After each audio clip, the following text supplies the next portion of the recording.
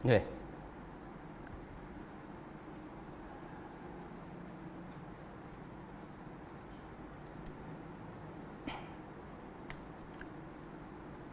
Bismillahirrahmanirrahim. Assalamualaikum warahmatullahi wabarakatuh. Alhamdulillahirabbil alamin wassalatu wassalamu ala asyrafil anbiya'i wal mursalin wa ala alihi wa sahbihi ajma'in.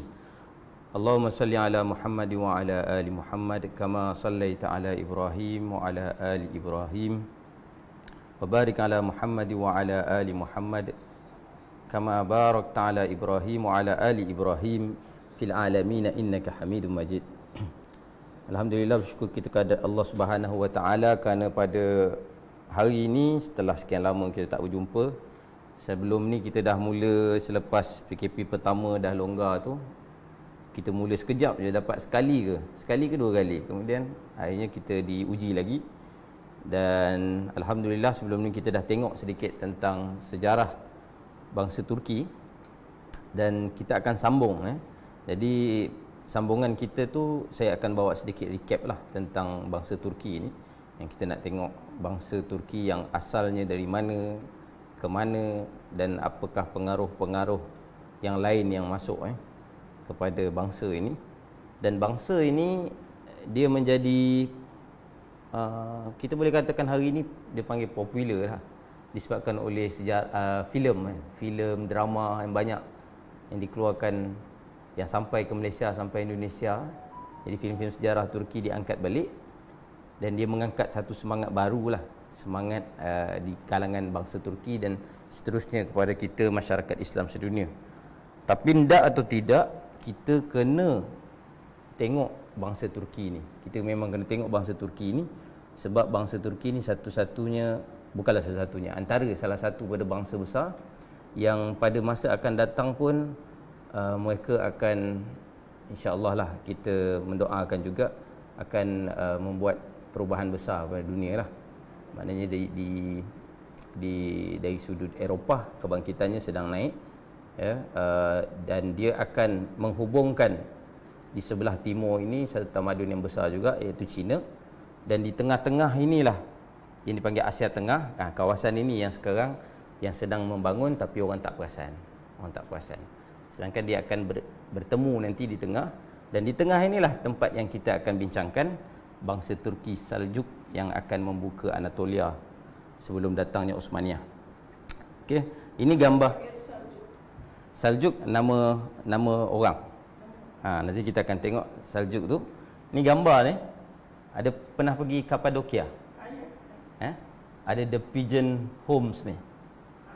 Rumah-rumah ini adalah tinggalan pada zaman Byzantine lagi, dan kemudiannya menjadi satu boleh kita katakan trademark lah, ataupun ciri-ciri penting di Anatolia tentang rumah merpati yang asalnya gereja, kemudian ditutup dijadikan tempat untuk mereka membela merpati. Merpati duduk kat situ, memang dibuat cantik lah rumah tu. Dan kemudiannya merpati tu bila najis dibuang, najis tu dijadikan baja. Jadi kawasan ni kawasan pertanian yang terkenal lah, yang subur. Sampai sekarang masih ada lagi kalau kita pergi. Saja nak tunjukkan dekat situ sebab itu dekat Anatolia lah. Ya.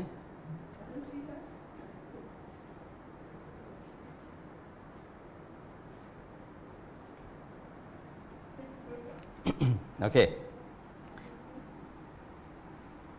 Baik. Bangsa Turki Saljuk pembuka Anatolia, sedikit recap. Ya. Tapi sebelum tu saya ingat elok juga, kita dah lama tak bersua ni, kita perbaharui niat kita lah dalam kita mempelajari sejarah. Dan bila kita mempelajari sejarah ni, saya suka untuk kongsikan, bila kita cerita pasal sejarah, kita akan cerita juga sejarah. Sebab nak faham sejarah ni, kita kena tengok juga geografi, dan juga ada satu dia akan terlibat sama sosiologi. Sosiologi ni memang melibatkan masyarakat. Jadi kita nak tahu macam mana masyarakat itu hidup, bagaimana iklim itu berubah membentuk masyarakat. Ini banyak ulama-ulama seperti Ibn Khaldun membincangkan ini. Dan kebanyakan pengembara-pengembara yang lain pun sama, dia akan melibatkan ketiga-tiga perkara ni bila dia travel. Jadi dekat situ yang kita sebagai zaman moden ni, kita suka travel, suka mengembara. Walaupun Covid bagi kita rehat dah hampir 2 tahun ni, jadi kita tak dapat mengembara. Tapi pengembaraan tu penting sebab kita nak mengenal ni. Ini yang dalam Al-Quran menyebut, ya ayuhan nas inna khalaqnakum min dzakarin wa untha wa ja'alnakum syu'uban wa qabaila lita'arafu, kan. Jadi dia punya main point dia adalah lita'arafu, untuk kita kenal orang. Jadi bukan Allah jadikan laki perempuan, bangsa-bangsa, puak-puak. Dan hari ni kita nak tengok ni bangsa ataupun bangsa Turki yang berpuak-puak lagi. Dalam bangsa ada lagi puak-puak pula. Untuk bukan kita nak tengok siapa lebih kuat, sebab akhirnya ayat tu menyambung, inna akramakum indallahi atqakum. Jadi siapa yang lebih mulia adalah orang yang ada takwa lah. Jadi lebih kepada bila kita membaca ni, kita nak melihat, menambahkan iman kita berdasarkan ilmu yang kita dapat lah. Dan hari ini kalau kita nak tengok tadi, kalau dari segi peta secara kasarnya lah, petanya macam ni, kita kat sini, kita buat macam ni lah, lebih kurang.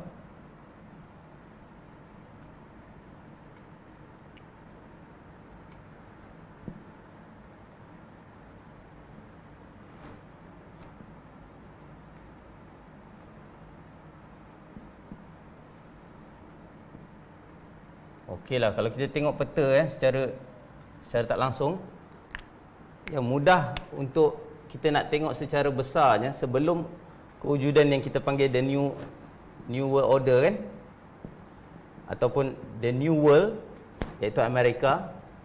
Sejarah banyak bincang pasal, yang kita selalu bincangkan adalah di kawasan ini. Maknanya sampai ke Eropah, sampai setakat sebelah UK sekarang ni, kan.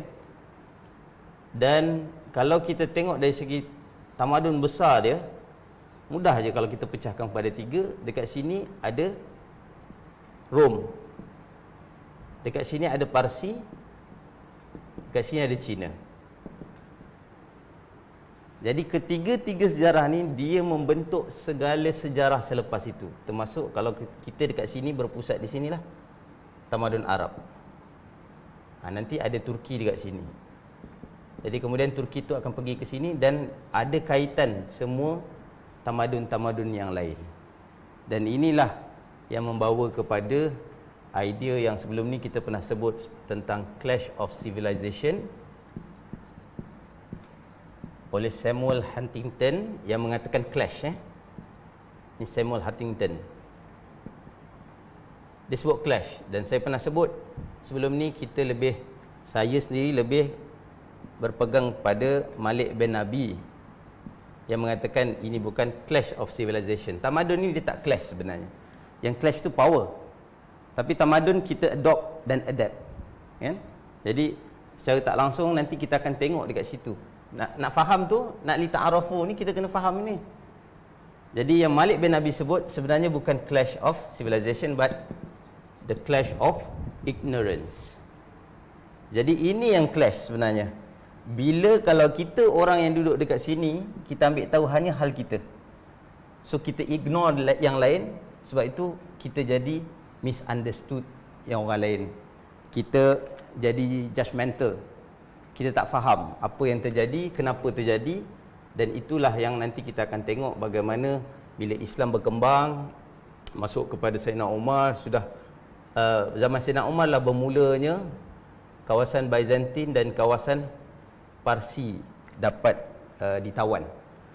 Dan bermulanya bertemu bangsa Ajam, orang luar Arab, dengan perangai yang pelbagai, dengan budaya yang pelbagai. Yang itu dia jadi menarik. Jadi sebab tu kita hari ini nak tengok cerita pasal bangsa Turki, bukan untuk kita merasakan bangsa kita lemah ke, bangsa siapa kuat ke. Tidak ada apa-apa.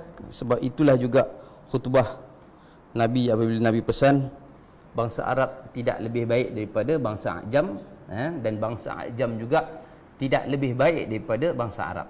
Jadi yang paling baik atau paling mulia kembali pada ayat tadi juga adalah orang yang bertakwa. Jadi orang bertakwa ni boleh jadilah siapa saja, tak kisah bangsa mana, kerana dalam setiap bangsa itu ada bangsa yang dengan pelbagai perangainya, kan, keilmuannya dan sebagainya. Dan mari kita mulakan.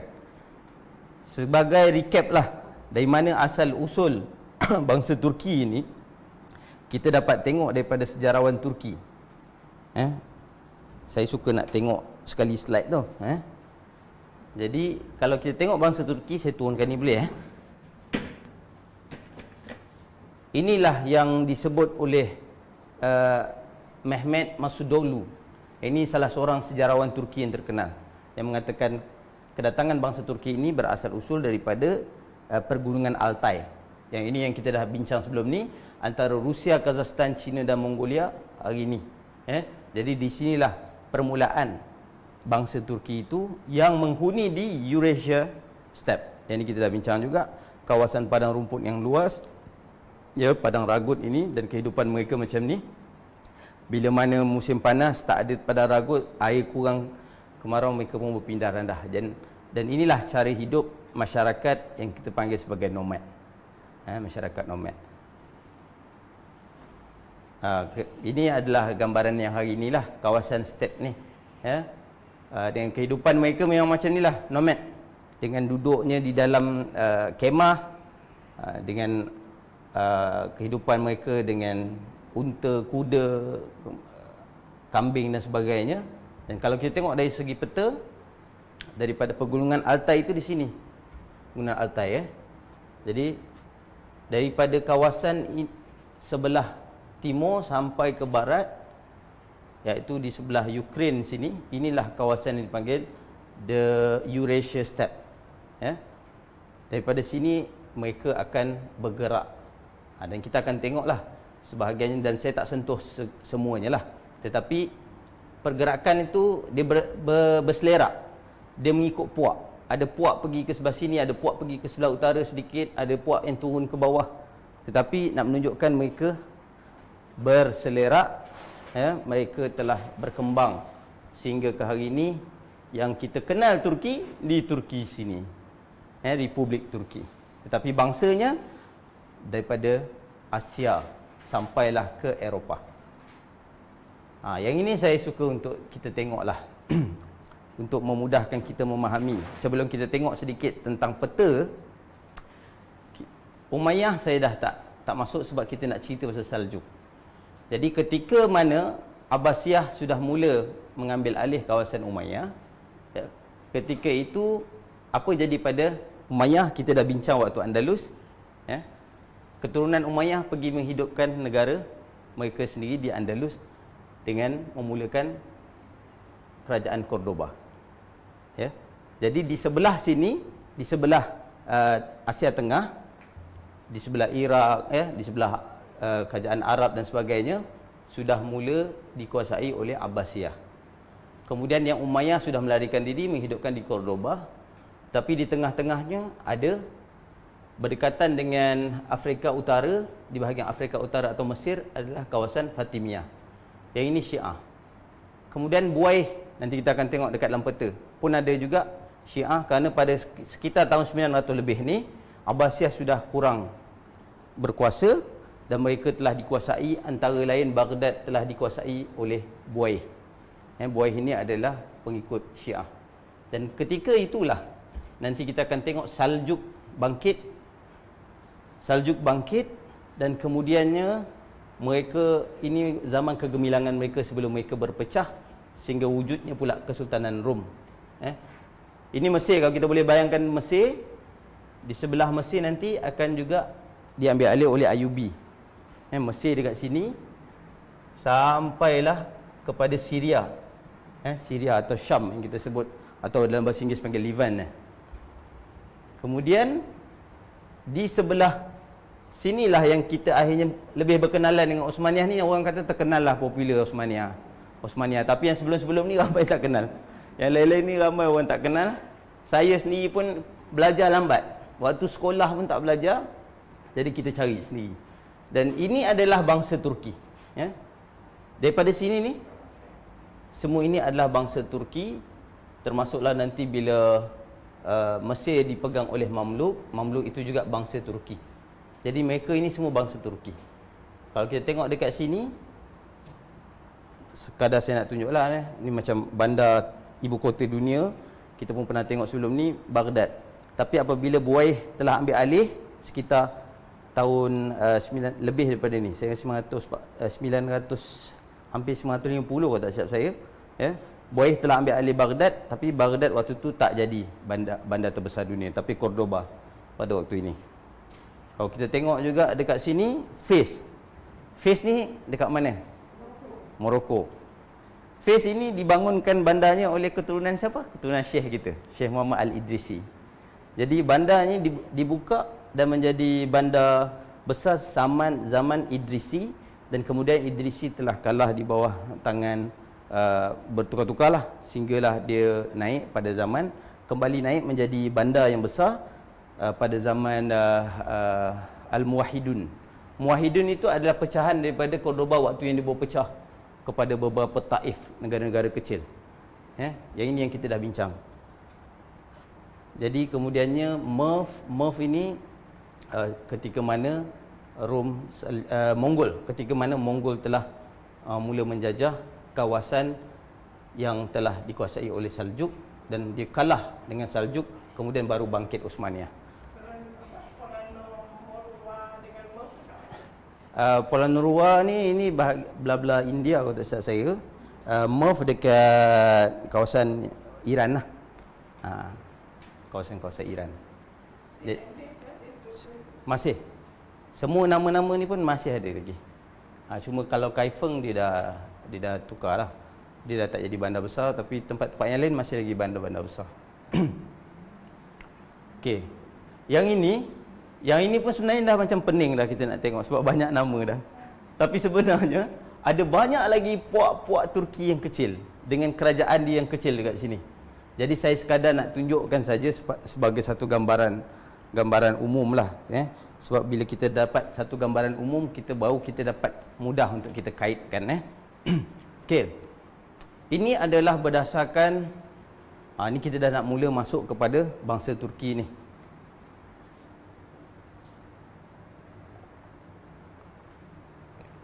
Salah satu kitab yang dirujuk nak cerita pasal keturunan bangsa Turki ni adalah kitab Syajaratut Tarakimi. Ini adalah kitab sejarah tulisan bahasa Turki Chagatai. Chagatai ni pun saya pernah sebut tapi saya tak ingat Memang tak ingat ni. Chagatai ni adalah nanti kita akan tengok lagi bila kita masuk pasal Mongol. So Mongol tu dia berpecah nanti bila dia dah berkahwin dengan bangsa Turki juga. Dia dah jadi Turko-Mongol. Kemudian antara yang awal masuk Islam adalah Chagatai. Okey. Jadi Turki Chagatai. Dalam catatan ni dia cerita bagaimana daripada keturunan Nabi Adam sampai kepada Nabi Nuh dapat anak. Anak Nabi Nuh ada 3, Ham, Sam dan Yafith. Jadi dalam catatan mereka menceritakan bagaimana daripada 2, 4, 6, 8 anak beranak ni ada satu dengan nama Tek. Ya, dengan nama Tek, dan daripada Tek itu lahir anaknya Tutek. Dia ada 4 adik-beradik, tapi saya tunjuk anak sulung je. Daripada anak sulung lahir pula 2 adik-beradik yang namanya Tatar dan juga Moghul.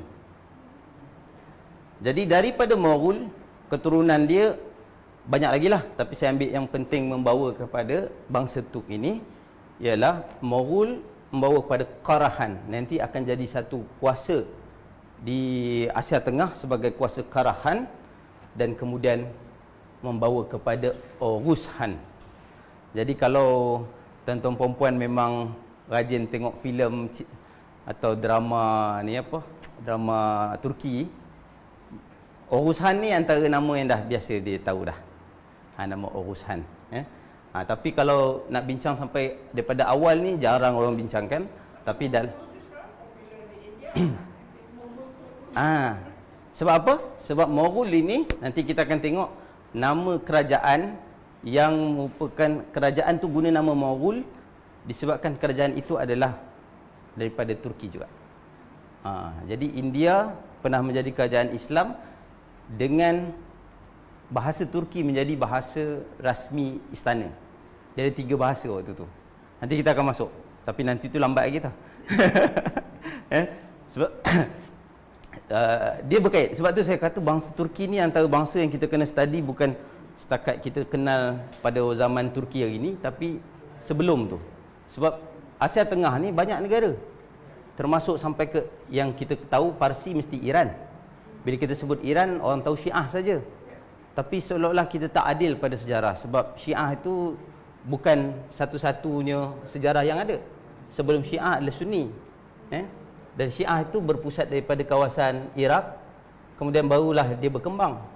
Tetapi Sunni yang sebelum tu, yang termasuk nanti kita akan sentuh sikit, itu orang tak bincangkan. Sebab Sunni itu akan mempengaruhi orang Turki. So, Turki ni bangsa yang keras. Dia orang nomad yang keras. Tapi dia banyak belajar beradab dengan Parsi. Jadi budaya Parsi itu dia banyak ikut. Dan kemudian bila dia masuk ke dapat menguasai Anatolia, nanti kita tengok, jadi ini satu lagi budaya Rom pula yang dia belajar. Jadi menyebabkan dia menjadi satu bangsa dengan asimilasi 3 tamadun. Tamadun dia sendiri, tamadun Parsi, tamadun Rom, dan juga Arab. Kalau kita nak tengok, Arab juga dia termasuk. Sedikit je, dia tak begitu banyak mengikut Arab. Dia lebih kepada Rom dan Parsi. Dan Cina ni tak begitu banyak lah. Kurdis dia di sebelah sini. Kurdis ni dia di tengah-tengah atas daripada Syria, dekat dengan sekarang ni apa, Georgia, dekat kawasan dengan laut apa dekat situ, Kaspia. Ya, laut Kaspia. Dia dekat kawasan tu. Yang itu akan membentuk Ayubi tadi. Nanti pun yang tu kita akan sentuh lagi. Okey. Oghuz Khan tadi, ya, Oghuz Khan itu daripada keluarga Oghuz, dan pernah di dalam sejarah dalam tahun 750 itu ada satu state, satu kerajaan yang dipanggil Oghuz Siabru. Jadi dalam kerajaan ini Oghuz adalah satu tribe lah. Tadi kita sebut ada puak yang macam-macam, dan ini adalah kerajaan puak Oghuz. Di sebelah sini pun orang bangsa Turki juga, Kuman. Khazar pun sama. Karahan pun sama. Ini semua bangsa Turki tapi dengan puak-puak yang berbeza. Tapi Kimak ni, ini adalah kawasan bangsa Mongol. Puak-puak Mongol. Dan nanti baru dia lama-lama nanti pada sewaktu bila Mongol mula menjajah sebelah Asia Tengah sampai ke Baghdad, kemudian dia dikalahkan oleh Mongol, waktu itu bermulanya percampuran dengan Mongol lah. Dengan apa? Dengan Turki lah. Jadi dekat negara inilah, dalam kuasa Oghuz Siabru inilah wujudnya seorang yang namanya Saljuk. Saljuk ini anak kepada seorang pemimpin dalam negara ini, dalam kuasa ini, iaitu anak kepada Dukak. Jadi apabila dia ada masalah konflik dengan pemimpin pada waktu itu, dia pun melarikan diri ke Jan. Jan ini adalah salah satu tempat dalam laluan utama perdagangan antara yang kita cerita Cina sampai Rom, ada apa? Laluan sutera. Jadi dalam laluan sutera dia akan, sutera tu dia memang macam main highway lah kan. Main highway, lepas tu dia ada pecah kan. Nanti dia ada pecahan. Jadi salah satu tempat yang menjadi tempat perdagangan adalah Jan. Jadi di Jan inilah bermulanya Saljuk bertempat di situ bersama dengan pengikut dia. Kemudiannya dia berkenalan dengan pedagang-pedagang Islam, maka dia pun masuk Islam. Dan apabila dia masuk Islam, dia dah tak bersetuju dengan Oghuz Siabru ini, dan dia membuka satu kuasanya yang tersendiri di kawasan ini, di Jan. Nanti kuasanya mula dikenali oleh Karahan, satu kuasa bangsa Turki juga, puak yang lain, yang memerlukan bantuan dia untuk melawan dengan kuasa Samania. Dia banyak nama ni. Sebab tu bila belajar tentang sejarah Asia Tengah ni, orang malas nak belajar sangat. Sebab namanya banyak, kuasa-kuasa dia ada banyak.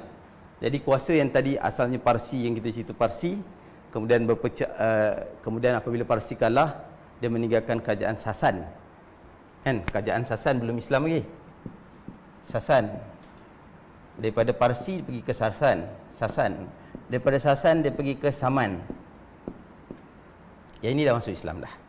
Pada waktu ni juga dia ada pecah kepada Ghaznawi. Yang ini juga Islam. Jadi sekadar saya nak tunjukkan, tak hafal tak apa, tak ingat pun tak apa, tapi kita nak tahu flow dia. Nak tahu flow dia. Kerana daripada Urus Han, maka berpecahlah kepada keturunan-keturunan mereka. Dan antara yang kita kenal adalah Ertugrul. Ini adalah keluarga Osman yang membentuk Osmaniyah nanti. Ini daripada keluarga inilah, keluarga Urus Han. Dan Urus ini antara puak yang terkenal sehingga ke hari ini adalah puak kaya. Bunyi dia kaya. Kaya ni dibunyi ataupun disebut sebagai, dalam bahasa Turki sebagai kaya. Yang ini kita tinggalkan dulu, sebab ini kita akan bincang selepas kita bincang Saljuk. Ini jata Osmaniyah yang kita dah tahu dah sekarang. Dan jata Saljuk ini dekat mana tuan-tuan perempuan pernah tengok? Kalau siapa pernah pergi Rusia, ini antara emblem dia sekarang di Rusia. Nanti kita akan sentuh sedikit kenapa Saljuk menggunakan logo ini. Okey. Keluarganya adalah daripada Deniz, yang ini tadi saya sebut Duka. Duka anaknya Saljuk. Jadi daripada Saljuk barulah membina dinasti ataupun empire Saljuk dengan anak-anak mereka. Nanti ada 3 beradik. Dan ini dikatakan hidup daripada keluarga Salur ini, tapi dia tak membentuk satu kerajaan yang besar. Dia membawa kepada keturunan yang pernah hidup zaman Nabi Salur ini. Jadi dia masuk Islam juga. Tapi dia bukan sebagai satu kerajaan yang besar, jadi dia tak terkenal lah. Tapi yang membentuk kerajaan adalah Saljuk dan juga Osman. Ya.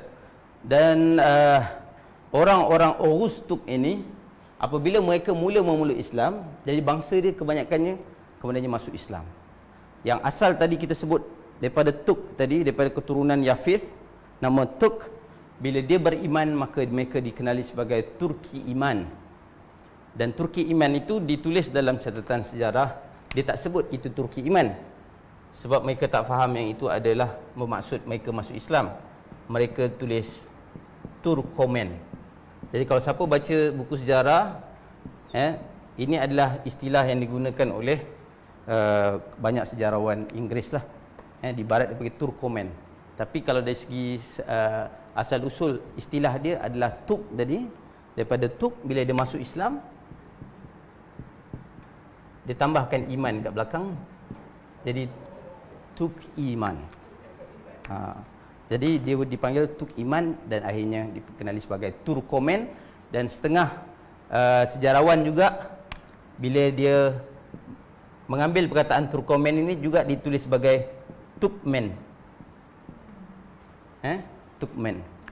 Jadi ini adalah menunjukkan mereka sudah pun beragama Islam.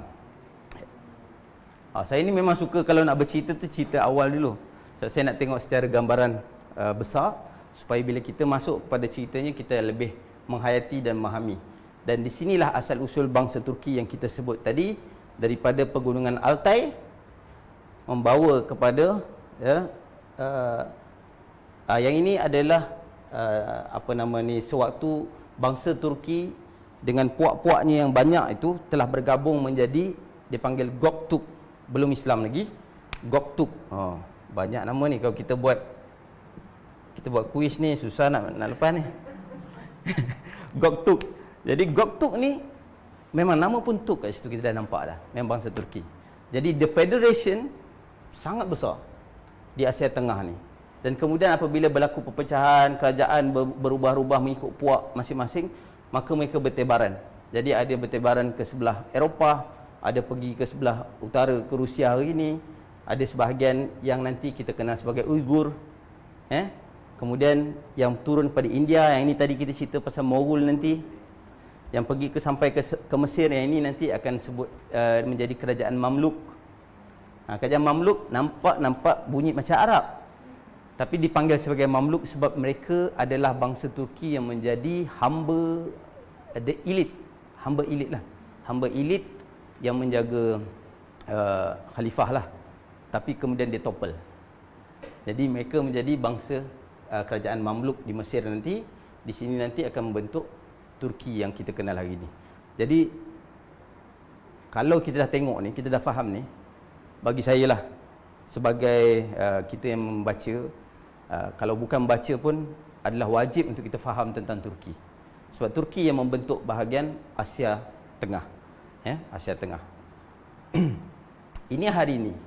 Ini adalah serpihan zaman moden dengan nama-nama kerajaan dengan wilayah geografi mereka sendiri. Turki, Azerbaijan, Turkmenistan, Uzbekistan, semua stan-stan adalah bangsa Turki. Dan daripada situlah keluarga Oghuz dengan nama-nama mereka hari ini istilah mengikut puak-puak asalnya. Dia adalah pada puak, dan bahasa mereka hari ini kalau daripada hujung sebelah timur sampailah ke Eropah, mereka boleh bercakap dalam bahasa Turki yang sama, tapi dia ada beza lah macam Indonesia, Malaysia kan, dialek-dialek dia, tapi mereka boleh faham. Saya sendiri memang ada kenalan saya dekat Kyrgyz, dekat Turkmen, Uzbek ada. Mereka ni antara pelajar-pelajar yang cemerlang juga dekat Turki sebab mudah belajar bahasa kan. Bahasa dia sama. Dekat sini Uyghur. Jadi Uyghur adalah salah satu bangsa Turki yang ada, yang masih wujud sampai hari ini, dan dia menjadi konflik politik lah, konflik politik. Bukan semata-mata agama lah. Dan ini 16 kerajaan utama bangsa Turki yang sebelum ni kita dah tengok.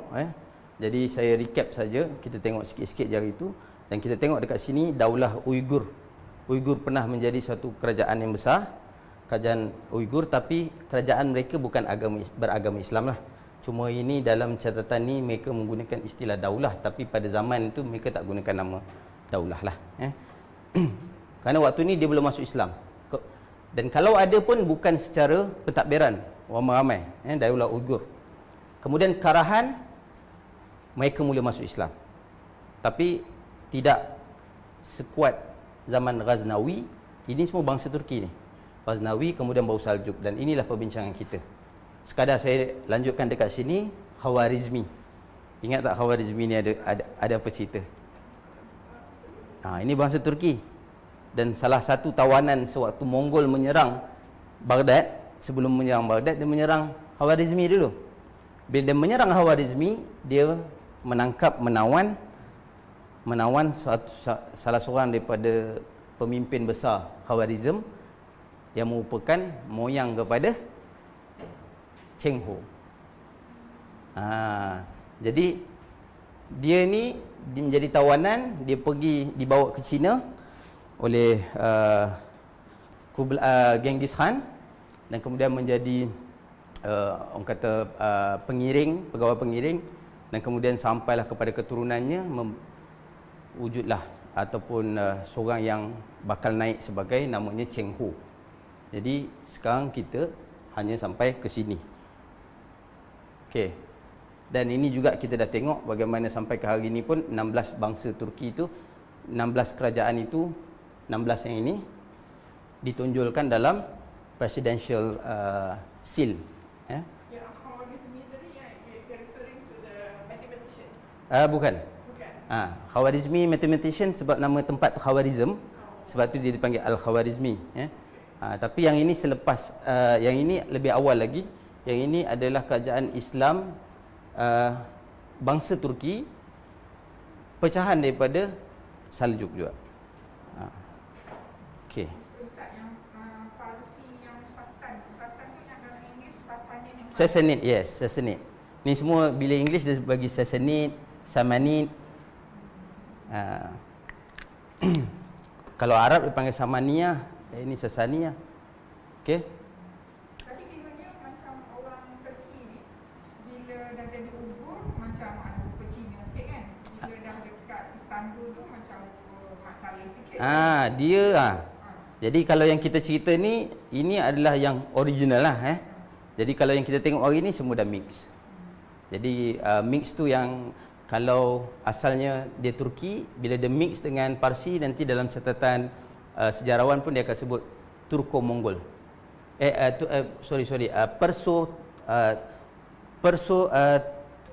Perso-Turko. Ataupun kalau dekat sini dia akan, kalau dia bergabung dengan Mongol, sebab Mongol dekat kawasan ni. Dia satu warna je, kalau banyak warna saya boleh tunjuk. Kalau mula-mula bangsa Turki dekat sini, kita cerita bangsa Turki ni, apabila mereka sudah mencapai kegemilangan, hari ini yang kita nak bincang di Anatolia, di sini saja, kemudian baru naik Osmaniyah nanti. Tapi sewaktu di Anatolia, mereka telah digagalkan oleh bangsa puak nomad juga yang berasal daripada kawasan yang tak jauh dengan mereka, berjiran, iaitu Mongol. Dan kemudian Mongol itu menjarah lebih besar lagi kawasannya, Mongol ni. Dan Mongol bila dia dapat menguasai, dan kemudiannya dia pula berpecah kepada 4. Bila berpecah pada 4, waktu tu dia sudah ada asimilasi dengan orang Turki. Jadi dekat sini dia jadi pula Turko-Mongol. Jadi bila masuk muka Mongol, dia ada sepet-sepet sikit. Dan lebih kuat lagi dekat sinilah. Jadi keturunan Uighur yang ada dekat sini, Uighur dekat sini, dia ada lebih sepet lagi. Lebih nampak macam muka-muka ala Mongol sikit. Sebab Cina pun, yang Yuan, antara kerajaan besar yang kita pernah bincang sebelum ni, adalah daripada orang Mongol yang membina satu kerajaan yang besar. Dan inilah yang ambil Khawarizm tadi. Tapi kalau yang Osmaniyah sekarang, Turki hari ini, mereka dia pergi kepada Eropah. Hubungan dia dengan Albania, kawasan-kawasan ni, jadi dia ada mix. Dah jadi mix European, jadi muka dia pun dah lain. Okey, itu satu dari segi muka. Dari segi budaya dan tamadun pun, dekat kawasan ini, bangsa Turki yang pergi ke sebelah Eropah, dia lebih mirip kepada tamadun Byzantine. Jadi dia dah ambil tamadun Byzantine, sampai sekarang pun banyak tinggalan sejarah Byzantine. Jadi the lifestyle of the Byzantine people ni dia lain. Dia ada kelas sikit lah. Dan kalau kita pergi kepada sejarah Syria antara kawasan yang lambat masuk dalam daerah kekuasaan Islam. Dan Syria adalah jajahan terakhir Byzantine di kawasan sebelah tanah Timur Tengah ni. Dan disebabkan itu jugalah, kalau kita bincang dari segi ilmu sosiologinya, masyarakat di kawasan Levant ini ataupun Syam ini, mereka ni tak sama perangai dengan orang Arab. Mereka di sini toleransi antara kaum lebih baik sebab dia duduk dengan orang ortodoks, kan? Kemudian cara hidup mereka lebih sistematik, tak seperti orang Arab yang lebih nomadik, Dan disebabkan itu kemudiannya muncul juga yang ini saya tak nak bincanglah, kadar cerita sedikit je bagaimana Muawiyah kemudiannya mendapat dukungan orang Syam ni, antara lain sebab Syam ni bukan orang yang mudah dikawal. Dia punya cara, orang Arab tak boleh kawal dia. Orang Arab cara dia bunuh je, cara-cara macam tu kan. Dan apabila dihantar gubernur ke sana pun tak nak, semua nak walak pada Muawiyah. Dan ini the first fitnah dalam Islam, cerita kisah antara Ali dan Muawiyah. Tapi kita tak nak cerita benda itulah. Nak cerita bagaimana tamadun itu mempengaruhi setiap bangsa dan tamadun sedia ada. Dan kita juga, nanti kita akan tengok ada setengahnya yang saya tak zoom juga sebab kita akan masuk bila kita cerita pasal hubungan Osmaniyah dengan tamadun Melayu. Okey, yang ini 16 bangsa. Yang ini Mahathir sewaktu kerajaan PH buat lawatan kerja.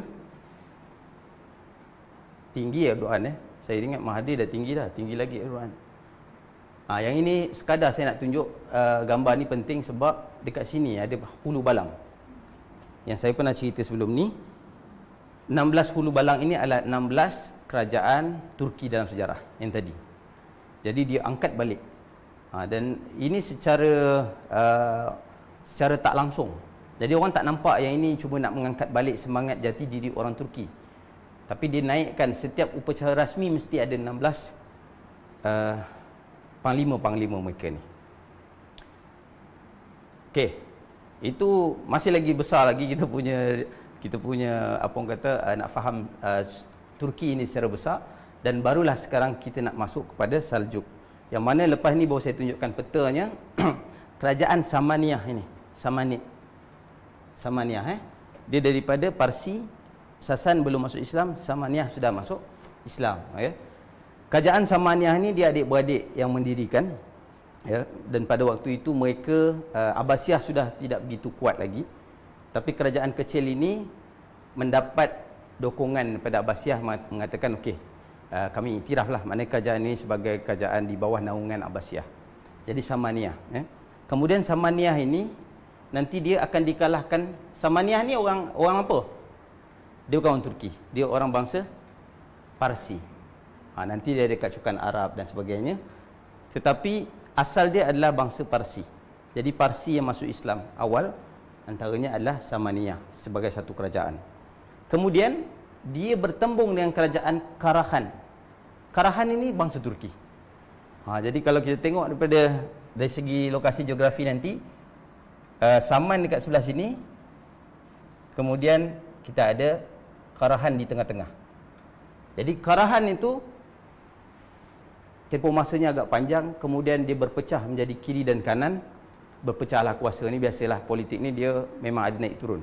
Jadi bila dia berpecah kepada kiri dan kanan, wujudlah pula satu lagi yang namanya Ghaznawi, pun bangsa Turki. Kemudian apabila bangsa Ghaznawi ini ataupun kerajaan Ghaznawi ini bertembung dengan Karahan, di sinilah Saljuk, keluarga Ali ini mengambil peluang untuk menjadi orang tengah. Bukanlah orang tengah untuk mendamaikan, tapi sebenarnya untuk mengumpulkan kekuasaan mereka di satu kawasan yang kita akan tengok dalam geografinya di mana tempatnya. Kemudian nanti barulah dia mengambil alih kawasan-kawasan Ghaznawi, sehinggalah di mana Buaihid ini, kerajaan Syiah yang ada.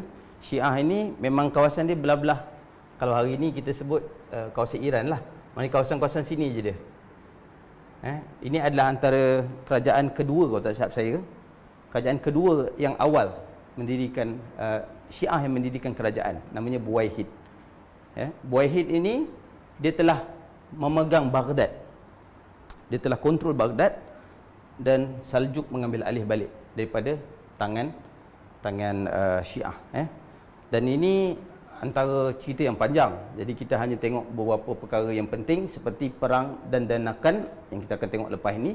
Bagaimana Saljuk berperang dengan Ghaznawi yang menyebabkan dia menang dan kemudiannya dia dapat kawasan yang lebih besar. Dia ambil alih Baghdad daripada Buaihid 1055, dan kemudiannya dia protect, kita boleh istilahkan sebagai protect the khalifat, the caliphate lah. Dan satu lagi, dia mara pergi ke Byzantine ataupun Anatolia yang kita akan tengok perang Manzikat. Okey. Yang ini kalau minta saya ulang tanpa tengok pun saya tak ingat. Jadi memang terlampau banyak dia punya fakta-fakta dia. Okey. Dari segi geografi, bila kita nak tengok balik, Samaniyah ini di kawasan ni. Jadi Parsi dahulunya di kawasan sebelah atas sini kan. Jadi apabila Parsi jatuh, membentuk kerajaan kecil antaranya Samaniyah dan juga Tahiriyah. Dan Tahiriyah juga adalah daripada bangsa Parsi lah. Bangsa Parsi. Kemudiannya, tapi ianya dibuka oleh bangsa Arab, general Arab yang buka. Tapi masyarakat dia, populasi dia kebanyakannya orang Parsi. Tapi Samaniyah adalah memang betul kerajaan Parsi lah, kerajaan Parsi. Kemudian apabila jatuh kerajaan Tahirid tadi, diganti oleh Safarid. Kita tengok Samanid je lah, kita tak payah tengok yang lain. Nanti makin pening pula. Samaniyah ini, seterusnya Buaihid yang tadi saya cerita, Buaihid, Baghdad di sebelah sini je. Baghdad di sebelah sini je. Jadi Buaihid dengan Samanid, belum muncul lagi Saljuk. Tengok dekat sini, ada Ghaznawi yang tadi saya ceritakan. Ghaznawi, bagaimana Ghaznawi berperang dengan Samaniyah ini, Ghaznawi. Buaihid di sebelah sini, dari segi faham, ini Sunni, ini Syiah. Syiah hanya di sini dan juga di sebelah bahagian utara ni ada satu kerajaan yang kecil di situ. Baru muncullah Saljuk. Apabila Karahan muncul di sebelah sini dan Ghaznawi pula berkuasa lebih besar di kawasan ini. Jadi Saljuk apabila dia dapat mengalahkan Ghaznawi nanti, dia akan mula mara ke sini, pergilah ke Byzantium, tempat yang kita cerita tentang pembukaan Anatolia. Inilah dia. Ini permulaan sebelum masuk lagi ni. Jadi pada tahun 1071 inilah Saljuk besar kita panggil. The Seljuk Empire yang dapat menguasai seluruh kawasan ini. Tapi Hijaz masih lagi di tangan orang Arab lah. dan mereka tidak menjadi apa orang kata tidak ada hajat untuk memerangi mereka lah. Dan ini merupakan tanah haram yang masih dipegang oleh Arab. Tapi kalau kita tengok Abbasiyah masih wujud, tetapi Abbasiyah hanya setakat kawasan kecil ini. Tapi dia menjadi setengah sejarawan mengatakan sebagai the protector of the Abbasid. Dia tak nak jadi khalifat, dia tak nak Seljuk. Dia sekadar satu kuasa lain, tetapi Abbasid masih lagi berada sebagai khalifah. Secara umum di kawasan ini, kawasan yang kita cerita dekat Asia Tengah tadi ni, di sebelah sini bangsa Parsi. Ini pun bangsa Parsi kan? Ini bangsa Karahan, Karahoja, ini bangsa Turki. Khotan pun Turki juga. Urus Yabugu tadi, bangsa Turki yang nanti membentuk Saljuk, kemudian dia membesar di sini. Di sebelah atas bangsa Mongol. Sebab itu saya kata Turki, Mongol dan Parsi adalah asimilasi antara tamadun yang kita kena faham. Sebab dekat situ baru kita faham kenapa dia punya tindakan dia berbeza. Antara isu yang mungkin orang pernah dengar tentang bagaimana Osmaniyah bila nak naik tahta keturunan mereka perlu bunuh anak yang lain. Yang itu tradisi mana? Itu tradisi lama. Jadi tradisi itu adalah tradisi yang memang ada dalam bangsa Turki. Tradisi nomad. Jadi bila kita faham mereka ni asal usul daripada mana, jadi kita tahu, oh punya ini tradisi mereka. So dari segi hukum, dari segi agama, yang itu perbincangan dia jadi lain. Jadi itu perbincangan fiqh siasah dia panggil. Okey. Kemudian yang ini, okey tak apa. Zaman kini inilah negara yang kita bincangkan merupakan negara yang penuh dengan konflik sampai ke hari ini tuan-tuan, puan. Ni Iraq ni tak pernah aman sejak daripada Ali Muawiyah sampai sekarang tak pernah aman. Masyarakat dia memang masyarakat yang susah untuk diurus. Masyarakat dia kalau kita cerita pasal Saidina Hussein dibunuh pun dekat sini kan, dekat Karbala kan, kat Karbala. Kemudian banyak lagi lah. Maknanya cerita dekat kawasan ini adalah konflik yang berterusan, yang sehingga hari ini juga menjadi tunggangan politik antarabangsa untuk mewujudkan gerakan-gerakan yang dipanggil teroris di kawasan-kawasan inilah. Jadi kawasan-kawasan pergunungan. Dan dua watak yang paling terkenal dalam Saljuk adalah dua ini. Yang satu namanya Tughril, yang satu namanya Ab Aslan. Siapa yang tengok movie memang nama ni antara nama yang selalu disebut. Dan perang Dandanakan tadi yang saya sebut, kita akan tengok lepas ni, dan perang Manzikert. Dua peristiwa penting ini di bawah Tughril. Dan satu peristiwa yang besar membuka pada Anatolia, jatuhnya kawasan Byzantine itu di bawah perang Manzikert oleh Ab Aslan.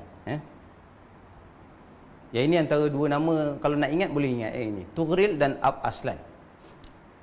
Keluarga Saljuk yang tadi kita sebut, Saljuk dia pecah. Tughrulnya letaknya di mana? Tughrul di sini. Tughril.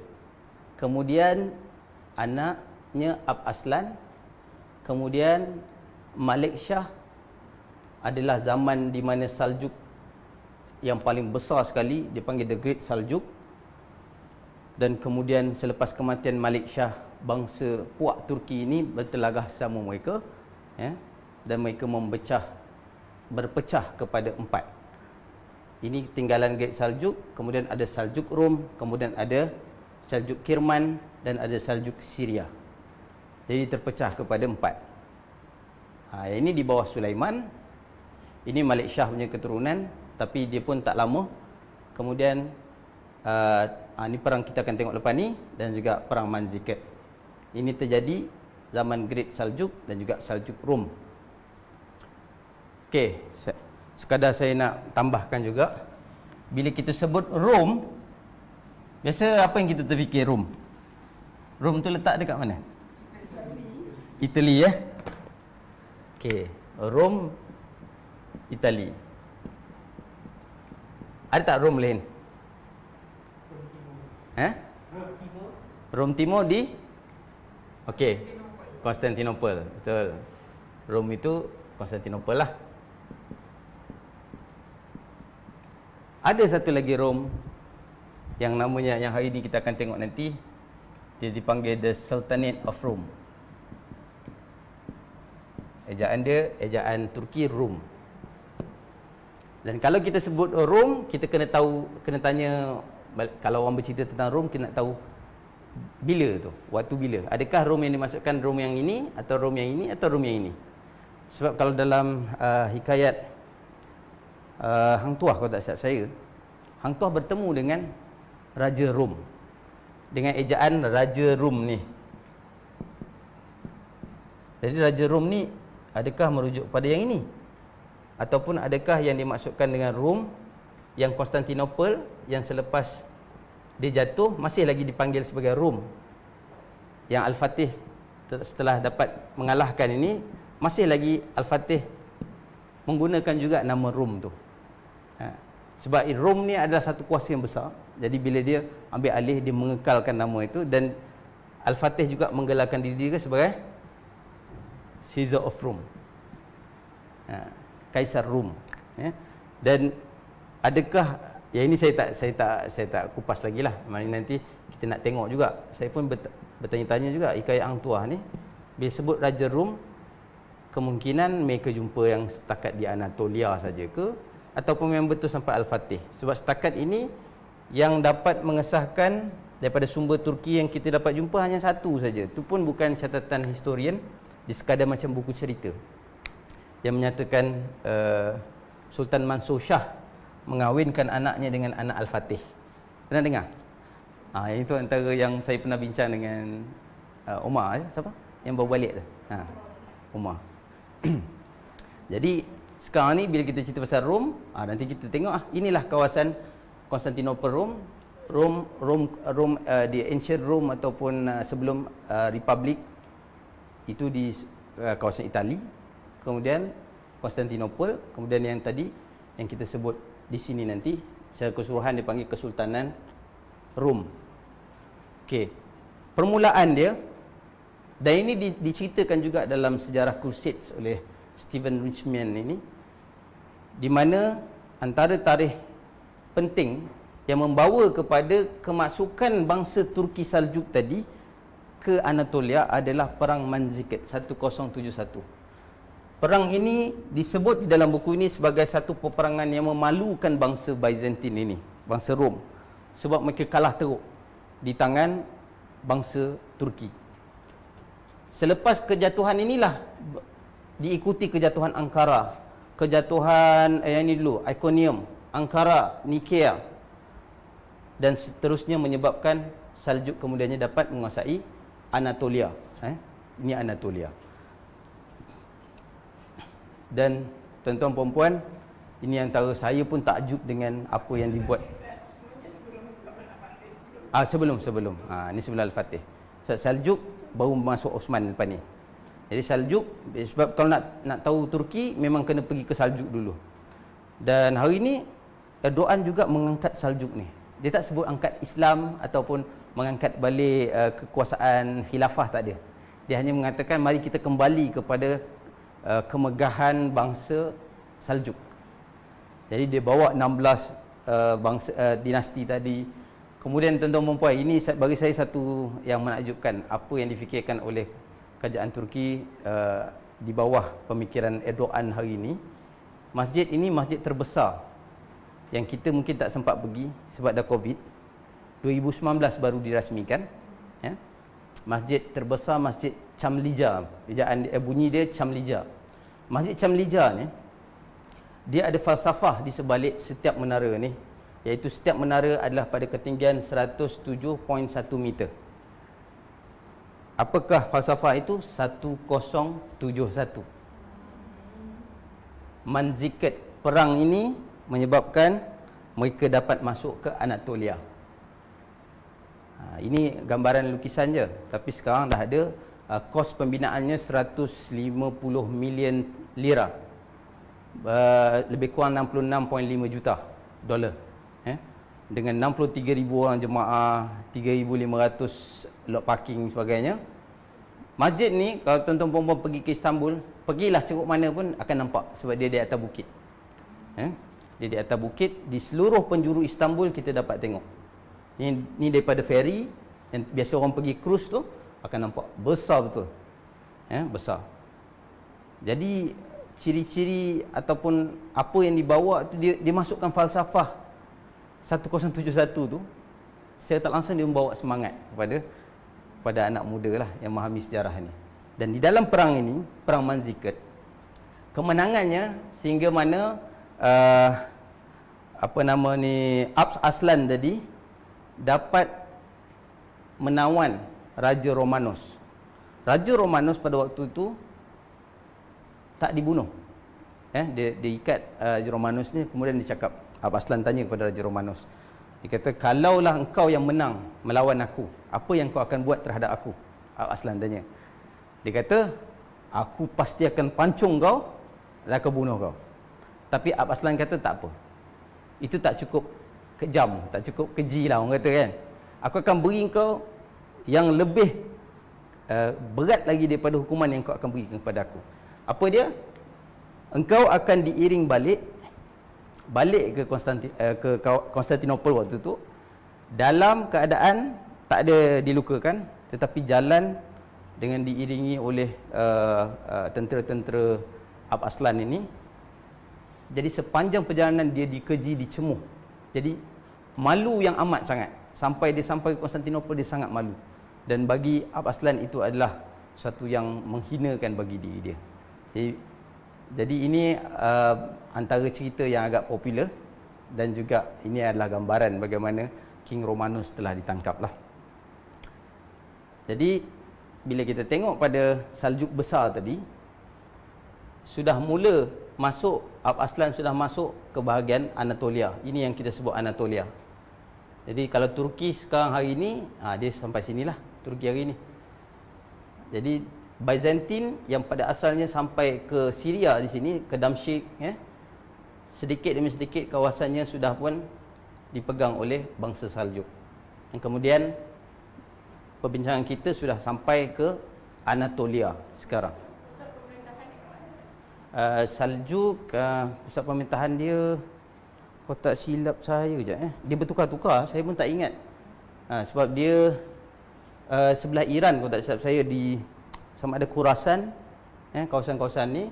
Tapi kemudiannya bila dia mula pergi ke sebelah Anatolia dan datangnya serangan pada Mongol lepas ni, kemudian waktu tu saya dah tak ingat dah dia punya perubahan ibu kota dia. Okey. Apabila yang tadi 1071 Manzikert ini dandanakan ini yang menyebabkan dia dapat kuasa yang besar yang tadi saya sebut dandanakan, Kemudian mereka berpecah. The Great Saljuk itu kemuncaknya 1092 apabila Malik Shah yang saya tunjuk tadi, Malik Shah meninggal, kemudian mereka telah berpecah. Jadi kawasan yang ini dia menjadi Saljuk, yang ini lorek merah ini Saljuk Kirman. Saljuk Kirman yang ini dia menjadi Saljuk, inilah Sultanate of Rum, Saljuki Rumi. Ini Saljuk Rum. Kemudian di Syria dia jadi Saljuk Syria. Jadi dia terpecah kepada tiga. Yang Great Saljuk ini kemudiannya makin mengecil dan tidak lagi berkuasa berbanding daripada yang tiga. Nanti selepas ini yang ini pun sudah tidak berkuasa, hanya meninggalkan Sultanate of Rum. Ini bendera mereka. Bendera ini masih lagi dikibarkan di mana? Di Turki.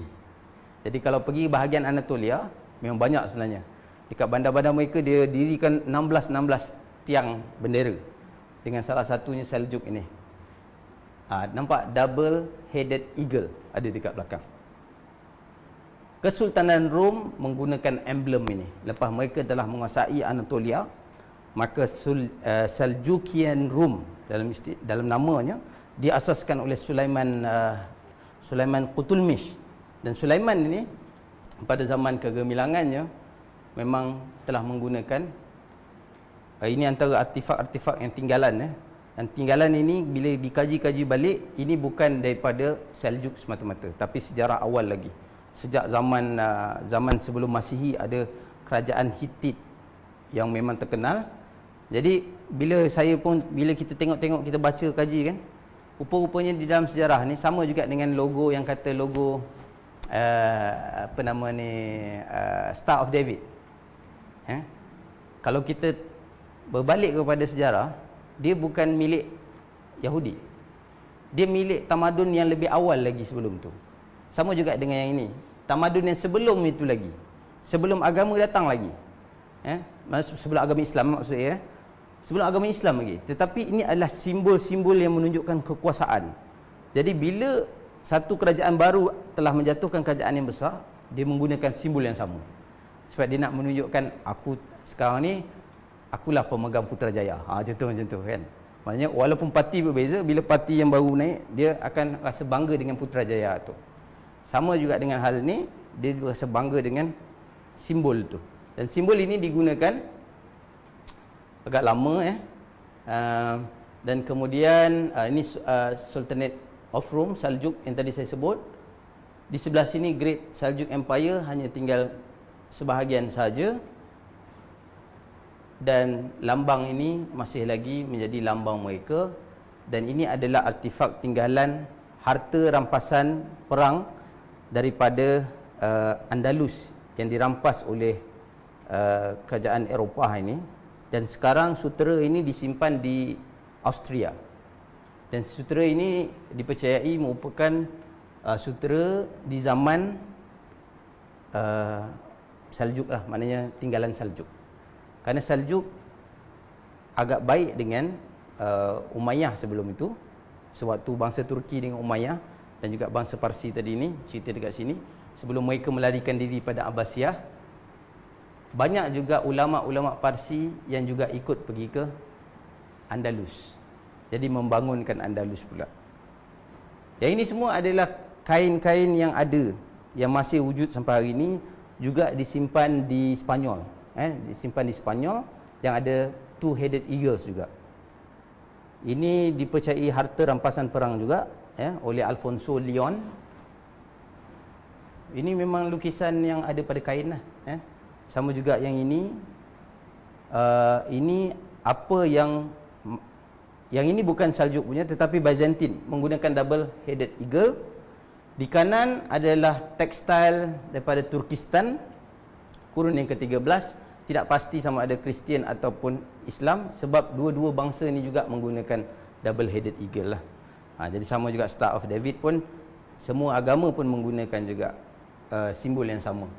Tapi kalau nak cerita pasal tentang hari ini adalah mata wang Rusia hari ini. Ada double-headed eagle. Ini adalah coat of arm Rusia hari ini, pun double-head eagle. Jadi ini adalah lanjutan daripada situ, dan ini sebagai satu simbol kekuatan, kuasa yang besar. Dan kerajaan Islam yang ada hari ini yang menggunakan lambang ini adalah Albania. Ini kerajaan Albania. Jadi ini adalah bendera Albania yang kalau kita nak, bila kita tengok, kita fahamlah cerita. Sebab kalau sebelum kita tahu sejarah ini, kita akan tengok kenapalah guna nama ni. Kerajaan Islam kenapalah guna haiwan. Jadi secara orang kata pendek akalnya, kita rasa salah lah. Sebab kenapa gunakan objek haiwan? Tapi kalau kita faham sejarah ni, ini adalah simbol kemegahan zaman. Jadi mereka hanya meneruskan tanpa tidak ada isu soal orang kata apa, memuja dan sebagainya lah. Jadi Kesultanan Rom yang tadi kita ceritakan,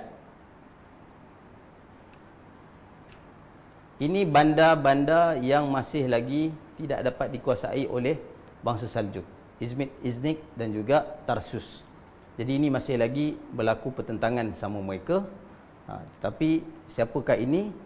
Inilah Sulaiman Ibnu Qutulmish, yang menjadikan kawasan Anatolia ini dengan istilah yang tadi kita sebut The Sultanate of Rome. Jadi Kesultanan Rom ini, kalau tuan-tuan pergi ke Turki hari ini, pergi ke kawasan ini, saya tak ingat ini dekat mana. Saya tak ingatlah dekat mana kawasan Tarsus kot, kalau tak silap. Tarsus. Dekat Tarsus tadi ni, dekat sebelah bawah ni. Ini kita jarang tuan-tuan puan kalau kita pergi ke Turki, kalau kita pergi tour Turki pergi sebelah sini. Betul tak? Banyak pergi sebelah sini, paling-paling pun dia pergi sampai ke sini sedikit. Tapi di sebelah timur, lebih timur ataupun lebih ke kawasan tenggara ni, kawasan selatan ni, jarang kita pergi. Dekat sini banyak lagi tinggalan-tinggalan yang lain, dan antaranya Tarsus ni dia ada patung tadi, patung Sulaiman Qutulmish. Kalau dekat Turki ni, kalau kawasan sebelah timur memang banyak patung-patung panglima mereka diangkat. Saya dah pergi, dah sampai ke sempadan Syria, dan kita tengok banyak lagi dia punya tinggalan-tinggalan zaman Saljuk. Yang Saljuk tu, bukan Osmaniyah, Saljuk. Jadi Saljuk punya tinggalan mungkin kita dapat tengok nantilah sedikit. Jadi cerita perang ni tak apalah, saya cepatkan sikit je lah. Perang-perang ni bagaimana kemudiannya mereka dapat menguasai kawasan ni, kawasan tinggalan Byzantine ni masih lagi mereka terpaksa berlawan, dan Kozedek ini adalah pemula kepada kejatuhan Sultanate the Sultanate of Rome, sebab Mongol sudah mula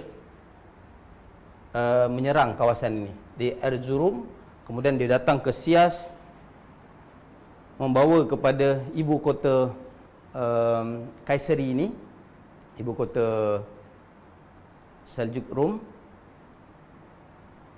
Ini saya tak nak cerita panjang lah. Mana nak cerita, orang Mongol dah sudah masuk dan menyebabkan mereka sudah pun kalah di tangan Mongol.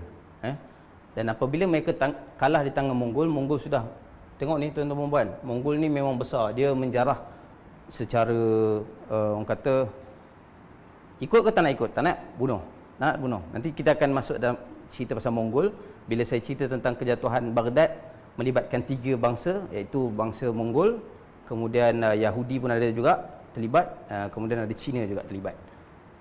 Bukan sekadar bangsa Arab, sesama orang Arab ataupun Mongol sahaja, tetapi dia ada orang kata perancangan teliti, dan antaranya adalah bangsa yang kalau kita katakan Mongol ni, dia menggunakan banyak taktik-taktik yang hari ini sebenarnya menjadi taktik politik.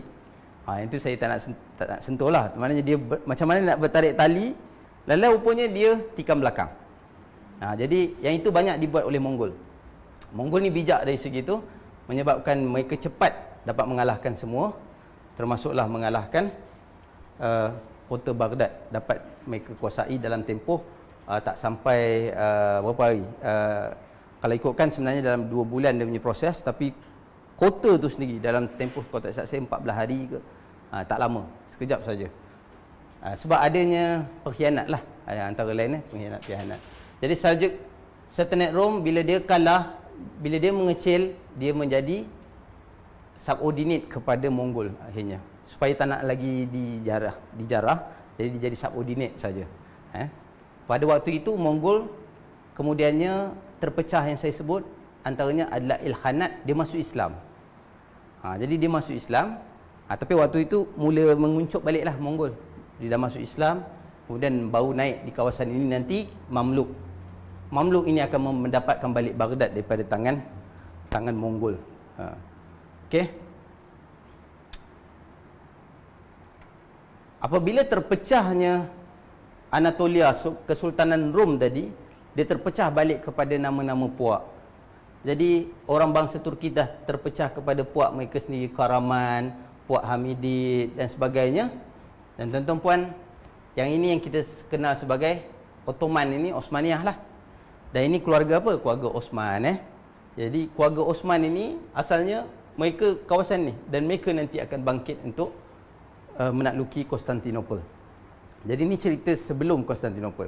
Yang lain-lain akhirnya menjadi kerajaan-kerajaan kecil saja.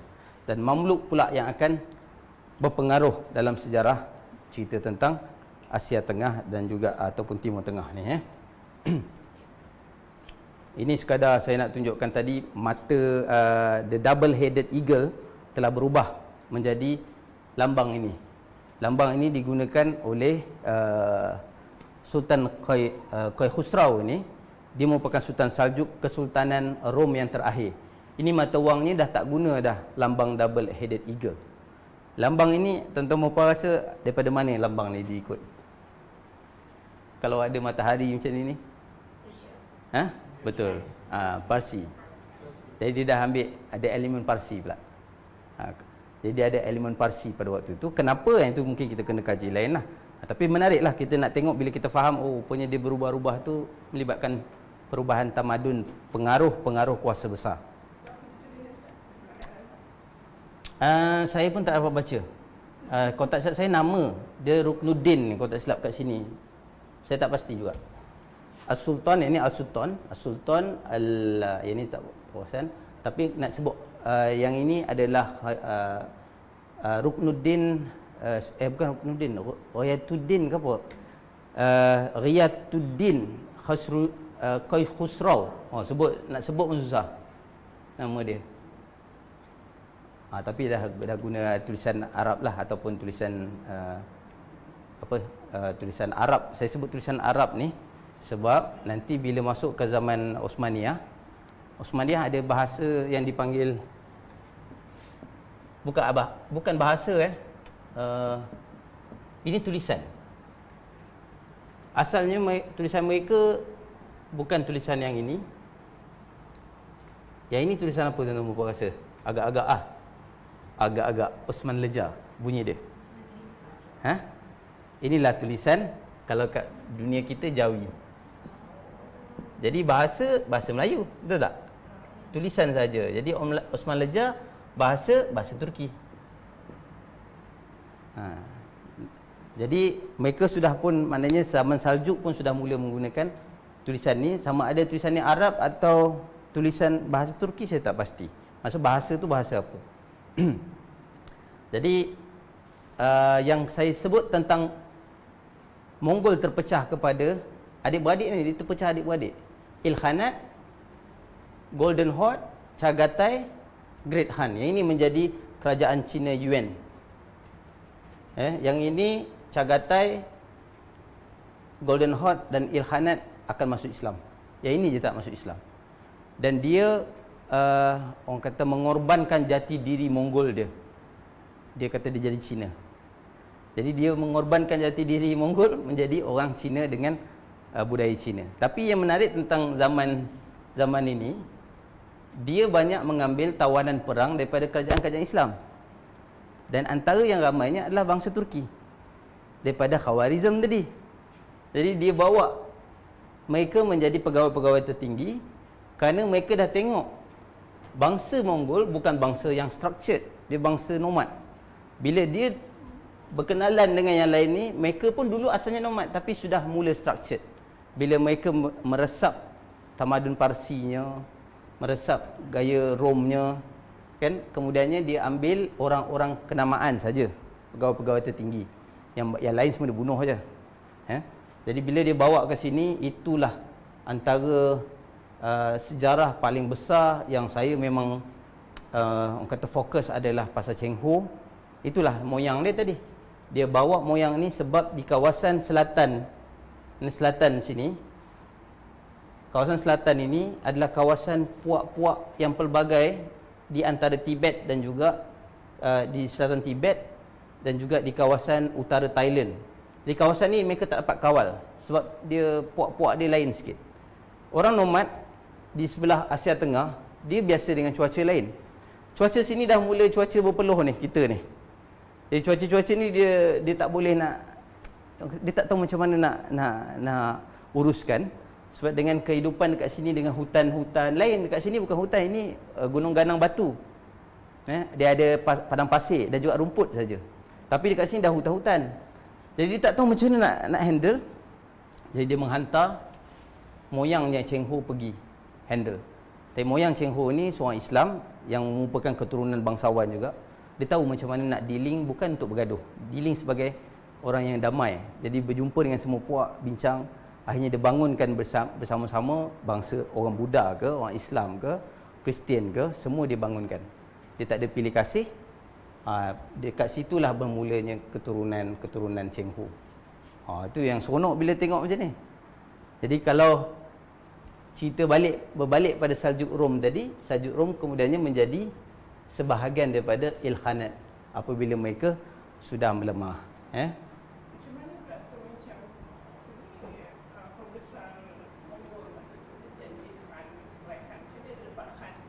Itu memang istilah Khan itu adalah bahasa mereka. Dalam bahasa Turki dan juga bahasa Mongol menggunakan Khan juga. Khan itu adalah raja. Jadi sebab tu kekuasaan mereka juga disebut sebagai Haganet ataupun Hagan ataupun Khanat. Khan. Jadi perkataan Khan ni ataupun Kagan ni adalah raja lah. Jadi kingdom. Jadi kalau kita sebut Khan tu, termasuk Shah Rukh Khan tu, Khan-Khan yang ada di India adalah Khan daripada waris Turki. Maksud istilah Khan itu. Sebab nanti waris Turki itu akan membentuk satu bahasa baru yang dipanggil sebagai bahasa Urdu. Bahasa Urdu yang menggunakan Jawi. Kan dia guna Jawi kan? Jadi Jawi mereka, saya tak tahulah nama dia apa, tapi kira bahasa dia Urdu. Bahasa Urdu dengan Hindi sama je. Tetapi tulisan dia lain. Jadi yang ini adalah daripada susur galuh keluarga Turki juga yang membangunkan bahasa ni. Nanti dekat kerajaan Moghul nanti kita tengoklah. So kerajaan Moghul ni dia nanti dia jadi ada satu ajaran pelik. Ajaran yang cuba menyatu padukan semua agama. Jadi dia panggil ajaran Dinun Ilahi. Nama Arab, sedap. Dinun Ilahi itu baguslah. Islam lah tu kan. Tapi Dinun Ilahi itu adalah gabungan Kristian, Yahudi kat situ, Islam pun sama. Jadi kehidupan tu dah jadi cacah marbah. Kemudian pengganti dia tak puas hati, dia kuat fiqh sikit. Jadi dia jadi kejam. Jadi akhirnya India tu terpecah-pecah dengan faham yang pelbagai. Termasuk khurafat-khurafat, sebab termasuk juga faham-faham yang sesat daripada Syiah, termasuk juga daripada Parsi, kan? Tradisi Parsi. Okey, yang inilah tadi Osmaniyah. Kita pun sudah sampai kepada penghujungnya. Ya, penghujung, sebab sebenarnya ada yang lain, tapi saya ingat cukuplah setakat sampai sini dulu. Dia berbalik-balik kepada ini, siapa ni tuan-tuan dan puan? Makam Ertugrul. Makam Ertugrul di Sogut. Antara tempat yang kita tak pergi juga, dekat Sogut. Sogut ni bandar pertama Seljuk. Jadi di sini bandar pertama Osman, dekat sini. Osman, sewaktu mereka belum lagi menguasai kawasan Byzantin. Osman, keluarga Osman, dia mendirikan ibu kota mereka dekat Sogut. Jadi dekat Sogut ini, di sinilah makam Ertugrul. Dan ini adalah bendera Kaya yang tadi saya sebut, K-A-Y-I. I tak ada titik, Kaya. Inilah bangsa mereka yang sampai ke hari ini diangkat balik. Dan ini gambar dekat Pakistan pun ada juga bendera tu diangkat. Kerana mereka juga ada daripada keturunan yang sama. Dan kalau anak-anak muda sekarang, saya tengok ramai yang saya kenal mula menonton filem-filem filem-filem Turki, dan mereka dah kenal dah dengan puak Kaya ni. Malah dijual cincin Kaya tu. Cincin apa ni? Ni logo ni. Jadi cincin yang logo ni kalau jual tu logo tu. Dan ini adalah filem. Filem bukan drama, drama bermusim yang kalau tak salah saya mula pada tahun 2014 dan berakhir sampai 2019. Jadi dia ada sekitar berapa episod? 160 episod. Jadi budak-budak muda yang ada masa tu memang dia tonton lah. Saya pun tak dapat tonton. Dan cerita ini adalah kebangkitan semula Ertugrul. Ini cerita sejarah. Jadi kalau hari ini sebenarnya Turki banyak filem dan drama sejarah dia tengah angkat. Dan sejarah ini secara tak langsung dia akan mengangkat balik jati diri anak-anak muda mereka. Ini Sogut. Ini adalah the first Ottoman capital. Bila filem tu naik, filem ini namanya Dirilish. Dirilish ni bila naik, Bandar Sogut jadi tempat orang datang sekarang. Tapi kita dekat Malaysia belum lagi. Kena pula waktu tengah naik tu, kita pula tengah hadapi COVID. Jadi tuan-tuan perempuan, lepas ni kalau buat trip, kita minta pergi ke Sogut. Kita cuba tengok Sogut. Jadi yang lain ini saya ingat nantilah kita cuba masukkan sikit. Saya nak tunjukkan sebagai kesimpulan dia, inilah antara pengaruh Parsi kepada Saljuk. Pengaruh-pengaruh ini ada banyak yang kita akan masuk nanti. Saya sekadar nak tunjukkan sebahagian daripada dia untuk kita memahami bahawa satu-satu sejarah tu, bangsa kita pun bangsa Melayu, kita tak terbina dengan bangsa kita saja. Kita terbina juga dengan pengaruh luar. Jadi pengaruh luar tu membentuk budaya, cara hidup, tradisi. Dan sebab itu bila kita mula memahami itu secara kontekstual, kita akan lebih tenang sebenarnya. Bagi saya lah. Kita akan lebih rasional berbanding kita menjadi emosional. Jadi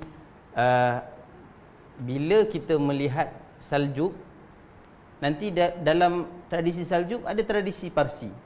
Bila kita bincang pasal Osmaniyah, ada tradisi Rom, Byzantine juga. Jadi tradisi itu bila kita nak bincangkan dari segi agama pula, dia kena faham konteks itulah. Maknanya kenapa dia mengambil pengaruh yang itu, dan adakah pengaruh itu berlawanan pula dengan syariah kita. Dan itu akan jadi perbincangan yang lebih mendalam dari segi fiqh lah. Jadi fiqh tu pun kalau tuan-tuan puan-puan pun mungkin pernah belajar soal fiqh ni, fiqh pun terpecah-pecah juga kan. Jadi ilmu dia ada banyak. Jadi dari segi fiqh ibadah, fiqh dari segi apa nama ni politik dia jadi lain pula, muamalat dia jadi lain pula kan. Jadi semua tu bukan dalam bidang saya untuk bercerita. Cuma saya nak ceritakan hari ini sebagai pengakhirannya bahawa bangsa Saljuk Turki ini yang membentuk Osmaniyah nanti, dan kemudian bersama dengan bangsa mereka ini, terutamanya kalau tuan-tuan perempuan kita pergi ke Anatolia, kita akan nampak tinggalan yang melibatkan kesenian Parsi, bahasa Parsi pun ada. Ini karavansarai, kita pernah sentuh juga karavansarai, karavansarai, dan juga tradisi Mamluk, Ghulam, hamba elit. Sebab hamba Turki ni dia pandai main pedang sambil naik kuda. Jadi dia sambil naik kuda, dia pandai berperang. Jadi dia punya kekuatan dia luar biasa, dia jadi tentera elit. Dan daripada tentera elit ni memang antara tradisi Parsi dipanggil Ghulam, tapi bila Turki dipanggil Mamluk. Dan kemudiannya nanti barulah kita masuk kepada dinasti ataupun kuasa Mamluk. Jadi panjanglah cerita dia. Saya harapkan semua boleh bersabar. Silk Road tu memang kita apa nama ni, permulaan dia memang perdagangan antara Rom dengan China. Rom dengan China. Itu sejak zaman dinasti Han lagi, lama. Dia kalau tak salah saya 2000 tahun sebelum Masih lagi. Jadi dia adalah satu sejarah yang sangat panjang. Dan panjangnya sejarah itu dia tak habis sampai hari ini. Dan sekarang China nak bangkit kembali. Jadi China panggil one belt one road, obor, one belt one road. Sebab saya suka bila cerita pasal Asia Tengah ni, sebab dia akan berkait sampai hari ini. Ui, cantik. Kau pernah pergi Iran tak? Pernah kan? Memang sekarang ni Iran pun sedang sama bangkit. Pernah pergi waktu bila, Prof? Oktober tahun 2019. Oh, baru lagi juga. Dia punya tinggalan sejarah banyak kan? Dekat Ustaz yang double eagle tu, saya nampak di Iran dekat Persepolis. Dia punya wings dia. Ya. Dia pada kerajaan Archimedes. Jadi hari ini dekat Iran, di Iran sendiri pun banyak ada imam-imam pandai cakap Cina. Sebab apa? Itu yang tadi kita punya permulaan tadi. Yang tadi cerita asal zaman dulu Rom Cina adalah trade dia. Trade awal dia memang sutera je. Trade awal dia. Kemudian barulah berkembang. Silk Road, sebab tu panggil Silk Road. Tapi sekarang siapa kat Turki ni? Ni masih lagi Cina.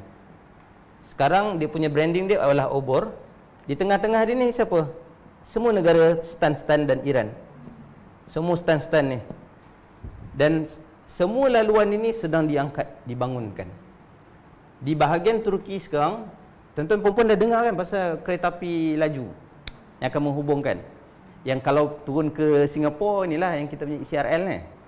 CRL kan sampai ke China boleh. Dia akan bersambung sampai China. Kalau timur ke barat inilah dia. Turki dan juga China. Jadi China sudah sampai ke sempadan menjadi isu politik sedikit bila masuk ke kawasan Uighur hari ini. Kerana ada penentangan dan sebagainya kan.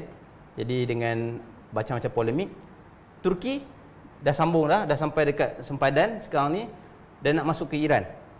Jadi kawasan ini akan jadi satu itu yang China sekarang tengah angkat. Dia kata tengok balik jalan Silk Route tadi. Jalan sutera yang dulu telah membangkitkan perdagangan di seluruh laluan tu. Jadi sekarang ni adalah masa untuk kita bangkitkan balik Asia Tengah ni, dia kata. Tapi memang banyak penentangan lah.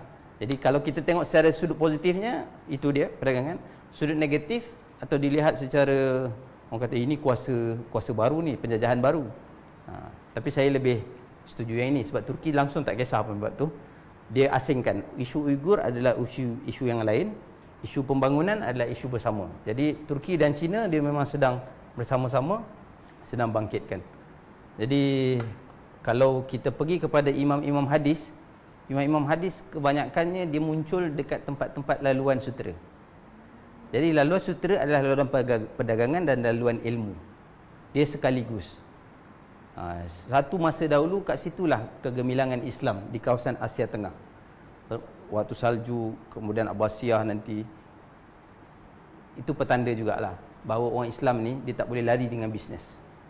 Dia kena bersama-sama dengan bisnes. Tapi bila kita mula mengasingkan bisnes, jadi bisnes saja, agama tak kisah sangat agama. Jadi dia punya orang kata contoh-contoh teladan yang baik tu dah tak ada dah. Bukanlah tak ada, tak banyak kan. Jadi itulah sambil-sambil tu kita ucap tahniahlah kepada koperasi. Penubuhan koperasi kan.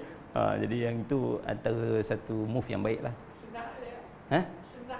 Sunnah dia. Ya, sunnah dia. Betul. Jadi kita tangguh dulu ya, kita tangguh dengan tasbih kafarah suratul As. Sambil tu nanti kalau nak tanya-tanya bincang-bincang boleh. Subhanakallahumma wa bihamdika.